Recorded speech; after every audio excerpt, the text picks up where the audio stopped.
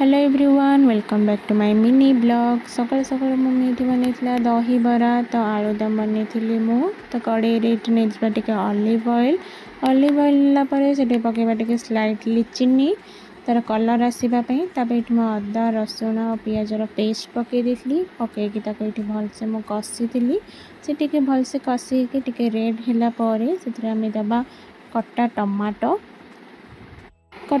पकईला ये भलसे मिक्स कर देची कारण जिते कषब तार टेस्टा से बाहर से भलसे कषी देची। तब मम्मी ये बॉयल करके आलू रखा मुझे क्यूब साइज काटिकी ये पकई देची पकईटा मिक्स कलापर ये स्वाद अनुसार लुण तब हल्दी गुंड ताको पकईकी भी भलसे आम मिसईदेबा तब जी पानी दरकार तो से पानी देदेबा जेहेतु यहाँ आलुदम बनाऊँगी तो ये बेसी पानी देविनी अल्प पानी देची।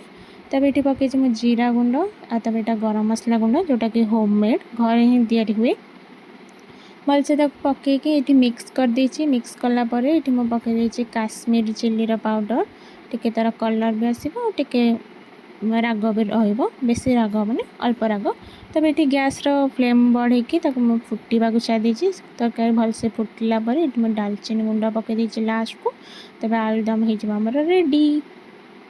मुझे चलिए मोर टेस्टी दहीबरा खायापी जदि मो चैनल आप नुआ अच्छा तो मो चैनल को सब्सक्राइब करदेवे। मम्मी जो दहीबरा बनई मुझे प्लेट को काढ़ी देची प्लेट को काढ़ी मो जो आलुदम को भी दे दी तब डेकोरेशन ये गटा पियाज गटा काकुड़ी तब करके मत हो टेस्टी डिलीशियस दहीबरा।